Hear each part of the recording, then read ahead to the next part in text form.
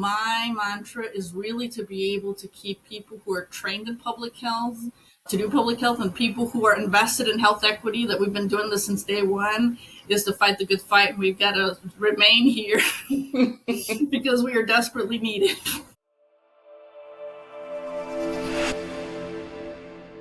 This is one of my favorite parts of being a podcaster, especially this year, is bringing back some guests that have been on the podcast. So welcome, Karen, back to the podcast. How are you? Very good. Very good. Thank you for inviting me, Dr. Huntley. I'm so excited. Well, we're not going to be all formal on this conversation. You and I go so far back, way before you were Dr. Mancera Cuevas, right?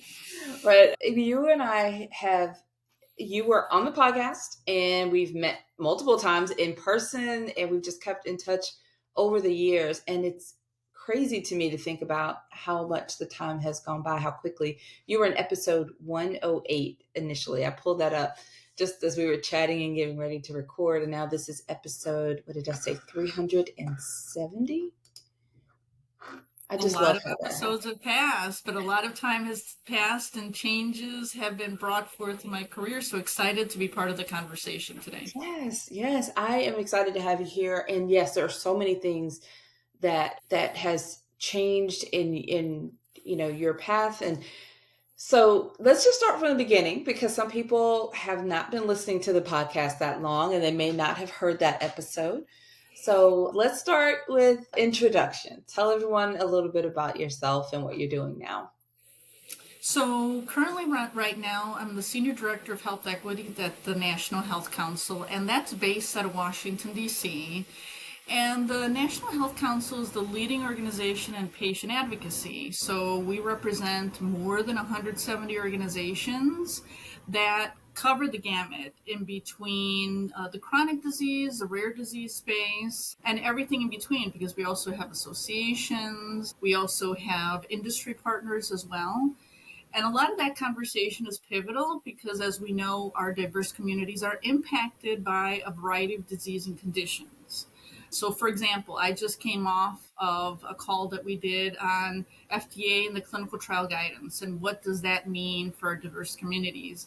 And I can bring a lot of space and expertise because I worked 20 years in academia, particularly in clinical trials, particularly engaging diverse communities, having conversations, doing home visiting, and doing the work that's required to engage not only a diverse audience, but also understand the social determinants of health required to understand in order to get them appropriately engaged. Touching on so many things, I could go down rabbit trails. I mean, especially with, this vaccine awareness is coming up. Actually, this month, actually, we're focused on, leading a roundtable live to lead that discussion. And we're specifically going to niche down into, what that means in BIPOC communities. And so definitely touching on some things that are top of mind. Now, let's roll back the time a little bit and kind of to get a sense of how you got to where you are now. So one of the questions I love to ask, and even back when you were on the podcast before, I did ask this question, but when do you remember when you first learned about public health, or maybe first considered public health as a career? So I might be a unique case because I'm the third generation in my family to do public health. So this is not new for my family whatsoever. My grandfather was a PAHO officer covering huge swaths of Latin America, Central America in the 40s and the 50s. My mother actually specializes in reproductive health, migrant health, and has done a lot of work in that space. And so I'm the third generation of my family within public health to specialize in health education. And a lot of that was due to just, engaging in a program where there was a health educator and her just guiding me through the process of what it is to practice the profession. And I was 17, 18 years old at the time. And so when I went, for example, and did my undergrad in community health education at the University of Maryland, I knew from day one that I was going to be a community health educator. I was not going to change my field. I knew exactly what it required, and I was super passionate about it. So the fact of the matter that I've been able to maintain myself within a field and be past mid-career at this point, I think in itself is not only passion, but determination and consistency, and really keeping those threads throughout my career. You are a rare gem because most of us, have this kind of zigzag pattern or discover this, but 3 generations, that's really Three impressive. generations and being from an Hispanic family, it's like Yeah. unheard of, right? I mean, there's Right. very the issues of diversity and representation in public health are a challenge. You see someone from a multi-generational household in the area, and then you also kind of think, okay, like how does this person pivot and bring a variety of their expertise, right? Because I have anywhere from international experience when I was very small, mentored since I was a 5-year old on basic epidemiology, Right. speaking to an epidemiologist, to being the person today that sits on several committees as chair, has to represent a diverse population within a patient organization and speak to a lot of those threads and topics that also need to speak to the nuance of the commonalities of not only individuals but also specificities of communities that unless you've really done the work you don't really understand those particularities. Yeah, absolutely. Absolutely. So tell us now, I know just from myself, there's this you stick with a topic, or just by sheer nature of experiencing something through work projects, you can either become more passionate about the same thing, or your passions can kind of shift, or you may pivot on a focus.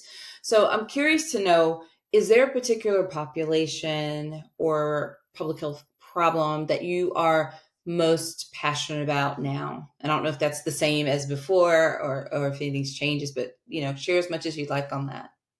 I would definitely say chronic disease has been really throughout my career, really looking at diabetes, looking at cancer, looking at heart disease, and looking at it in different aspects. Because early in my career, I would do a lot of work, particularly with women, and it might be with epilepsy, but also they had these co occurring conditions that were more chronic in design, right? So I may be much more inclined to work with diverse populations, with individuals who, like are women as well, individuals who are underrepresented, immigrants, because I'm also an immigrant within the United States, just because I get drawn to that. But I think that, at the end of the day, there's a lot of conversation that's still occurring within chronic conditions that, although they are highly prevalent, there are also a lot of issues within populations that there isn't tailored care, and there isn't sufficient support.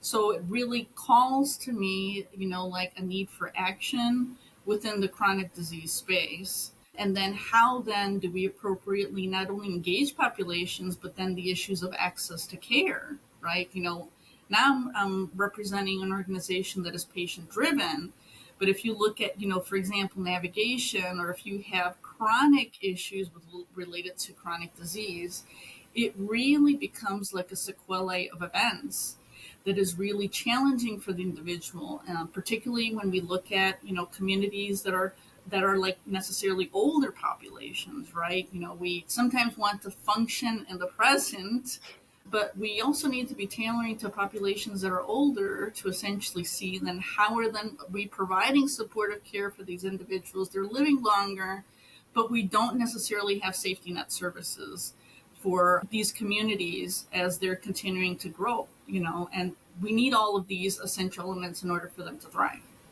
Yeah, yeah, absolutely. I saw quite a bit of the challenge when it comes down to the older population and chronic disease and access, because we're so in a digital age, and so many of them are not, and we keep forgetting that. So sometimes, I saw it a lot during the pandemic, at the real early height, when the first round of vaccines were being promoted, and to get registered to get your vaccination, you had to be online, you had to log into something, and so many people were not. During that time, I was really focused on a lot of my family members in that category, and I became really quickly reminded of how we're kind of forgetting some of that, and it really limits them and it creates a bigger gap in that access to care, you know? It was definitely a challenge. Like prior to this role, I was senior director within health promotion in the Illinois Department of Public Health. And so, what we did in Illinois, and I think that a lot of that was also state specific. If you had really directors or leaders that wanted to do community based vaccination, right? Wanted to work with community health workers, wanted to engage right at the grassroots level with a lot of leadership coming from the governor's office, that then facilitated a lot of access for older residents. And particularly when we talk about like rural spaces, rural counties, it's very interesting because sometimes people quote unquote rural, like as if like it's something that's a generality. No, it's very much a specificity because geography makes a difference and rurality can be different based on geographic location within the United States. So there are a lot of considerations, right, when it comes to people being able to access. And the COVID pandemic really showed a lot of the shortcomings that can happen. I was approached by individuals who were at home and could not physically get to like a pharmacy. And so literally they had to bring, the COVID vaccine to them and were homebound individuals. So definitely there were state-based solutions, but it really also depended where you were in the United States. That's true. So you are one of your shifts and changes since the previous episode is you were in Chicago, Yes. but now you're in the DC area, right? Yes. Now I have relocated with family, pets, and all.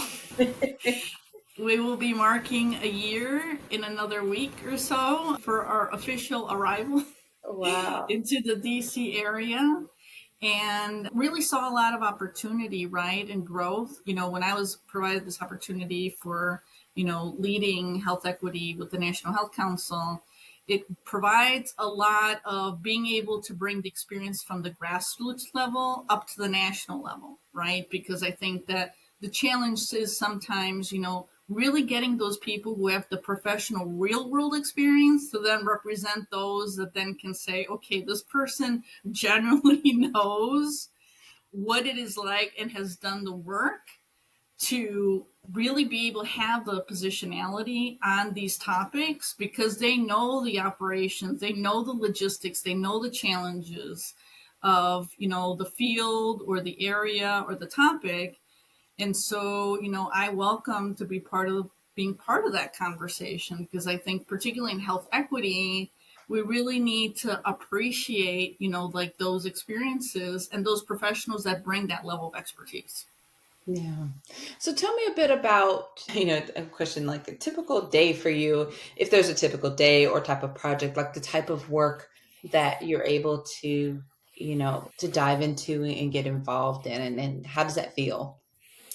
Well, a lot of that will involve an assortment of meetings. Generally, it will be with the stakeholders or members of our organization or individuals who just want to learn more about health equity and what we're doing in the patient engagement space.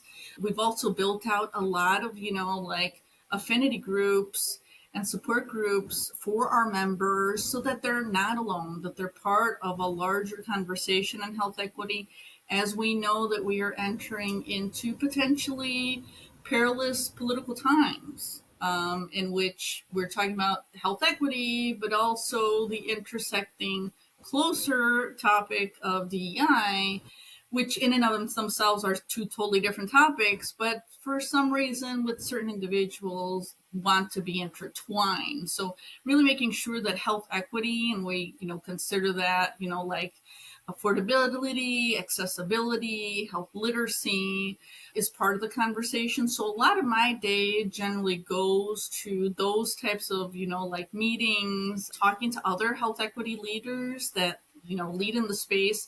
I've been so appreciative of meeting experts that, truly are passionate about the work with patients and really driving the conversation as, like we are championing for issues that oftentimes, may often not have a true linear path, right? Because this is not truly policy, but this is a lot of the intersectional efforts of health equity. It's encouraging actually to hear that Mhm. this effort is happening in these important spaces, because often from the negative heaviness we hear, and we know the kind of uphill battle, it's easy to feel like there's not much focus. We can just stop trying so hard about, with the fight for equity, but it's really refreshing in a sense to hear that this is really very much alive and very top of mind, and there are people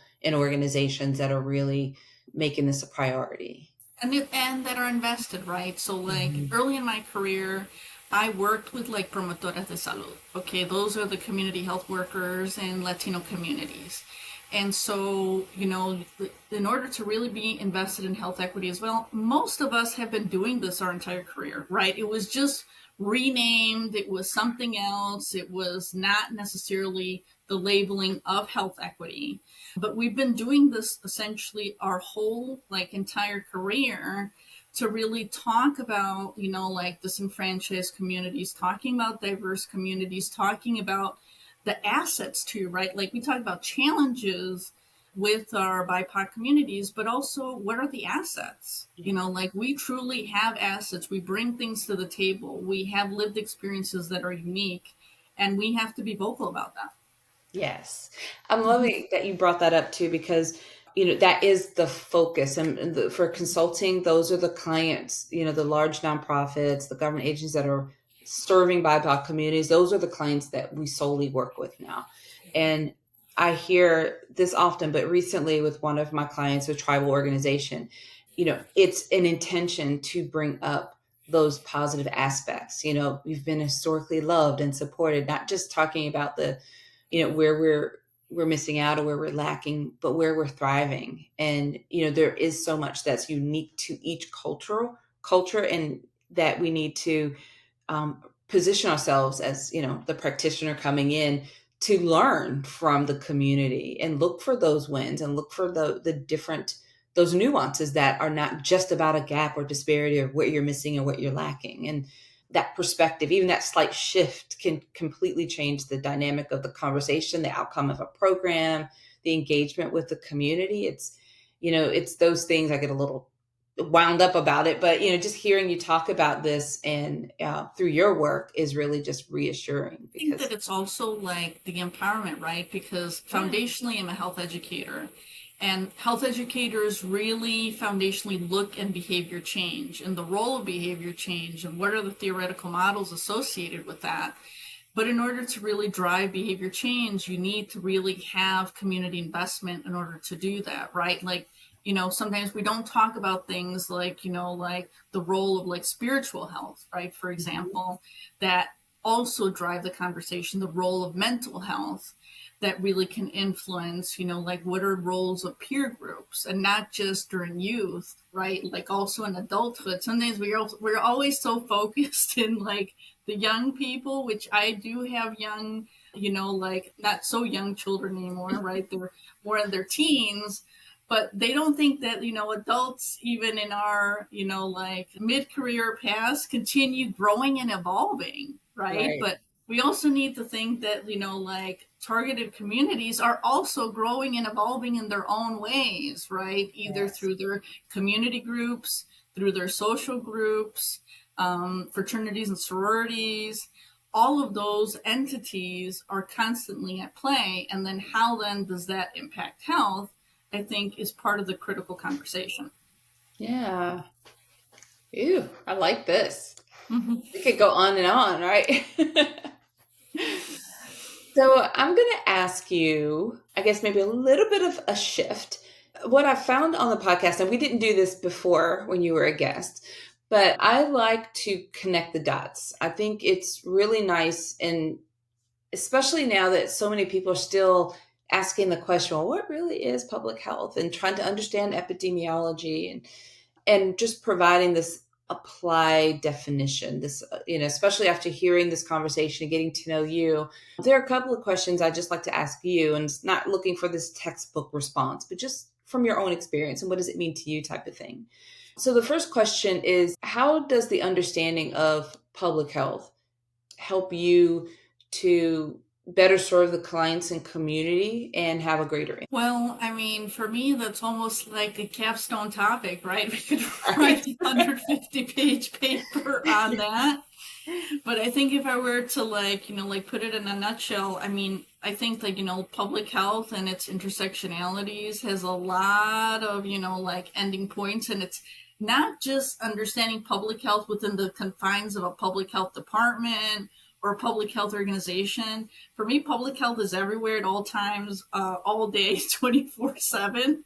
Like when we think about basic things like sanitation, when we think about gun safety, when we think about, like use or misuse when it comes to opioid use, it really hits in a lot of different places and spaces. We look at food sanitation, and I really am basic, again, going back to being a health educator, because I think it's important for people to understand that public health is not just when we're in the middle of a pandemic and we're trying to figure out a vaccine. It's like at all times, really. It's making sure that buildings are safe that you can work in, buildings are safe so you can live in, food is safe so that you can eat it, like it just is that elemental. There's like seatbelt laws that one needs to adhere to. And then obviously then you do the next level. There's policies that obviously are derived and that are in place, but that's just more enhanced. But I think that if people like have more of an acceptance that public health is an aspect of their life that has always been there and always exists in real time, I don't think that there will be so much of the concern about the role that public health has. Now, for those of us who love public health, we love it anyway, regardless of what happens. We're here since day one. So, like, we don't have an issue with it. I think that it's increasing the level of awareness of the utility and the expansiveness of what, public health really represents in their lives. That's a really great response. Thank you. Now, I'm going to ask you a similar question, but thinking about epidemiology. So, how does the understanding of epidemiology help you, better serve the community and have a greater impact? So, for someone who's a non epidemiologist, obviously having a firm grasp of incidence and prevalence in a community is really important, because if you're trying to impact, for example, we want to reduce the quantity of diabetes in a community, you pretty much need to know the numbers to just kind of know, okay, this is what I'm impacting. And when I do a DPP program, this is essentially what I would like my outcomes to look like if I'm looking at county or state or city measures, right? So for me, it's more of the basic utility and functionality. I'm not going to necessarily be doing the chi-square or like looking at like the two-tailed tests. I did that in both my doctoral and my graduate programs, and won't be looking as much at that granular level. Even some of that is hinging more on biostats and epidemiology itself. But I'm going to be looking at the practical aspects of like, oh, there's so many people who have it, like the goal here is to reduce this. And then how can we then go about doing that through health education related programs? I love that answer. That's really great. And I like it in so many levels, but especially because it's practical and applied, like you said. It's like what you need to take from that to understand it. And that's ultimately my goal for everyone who listens, especially the non-epidemiology people, but just being able to understand this and have this just kind of integrated in whatever it is they do, but that understanding of epidemiology that applies to however you're serving and where you are. Okay, so one more question and then I'll be able to let you go.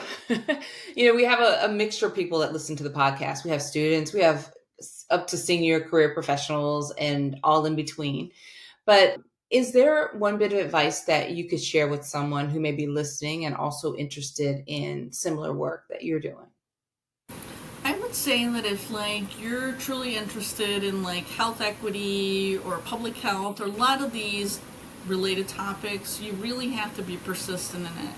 And for me, I think like the biggest challenge as I'm moving through my career is I see a lot of individuals in public health start moving into other sectors because they don't necessarily see a good fit or an exact training in the way that they were schooled. And I feel like that's a missed opportunity for the profession. There's a lot of ways that you can pivot your public health, health equity skill set into many of these work sites and settings that would be so highly valuable. I really feel so sad when I hear colleagues that, all of a sudden are like going from like epidemiology into like marine sciences. Not to say that there's not value there, but, obviously a school has invested to train this professional in a field, and we need professionals, right? I think clearly the COVID pandemic proved that we have a shortage of professionals in public health. And what I think we really need to do, and what I counsel a lot of young people, is that like you will find your space. It may not be exactly what it is that you want, but you can really utilize that skill set and adapt it to there. And then as you grow professionally and you meet with individuals in other organizations, you can pivot accordingly to just further that. And you can maybe go into other areas of public health. You can do environmental health, right? For example, you could do more policy work if you start in epidemiology or in health education. But, my mantra is really to be able to keep people who are trained in public health to do public health, and people who are invested in health equity, that we've been doing this since day one, is to fight the good fight. And we've got to remain here because we are desperately needed. Yeah, that's a great point. I think that you're right. There's enough variation. We're broad enough as a field that you can find just slightly different iteration of what you do in a different organization, maybe. But like you said, keep them in public health. I think there's a lot of creative ways that we can advance public health, and regardless of, I think people listening to this podcast over the years, if you listen to people, for example, epidemiologists, there's no one size fits all for epidemiologists. I mean, everyone is serving in a slightly different way in a different, organization. So there's enough variety. You're right. We need to keep public health professionals in public health. Well, Karen, I am going to make sure that people who are listening are going to have the links to connect with you on the show notes page. But what's the best place? And I'm going to assume LinkedIn, but what's the best place for someone who is listening and wants to connect with you? Definitely find me on LinkedIn. I'm there, so you can connect to me there. You can connect to me through the National Health Council and through any of the organizations that I belong to: APHA, Public Health Education Health Promotion, the Coalition of National Health Education Organizations. Also, I'm part of a journal, Progress in Community Health Partnerships.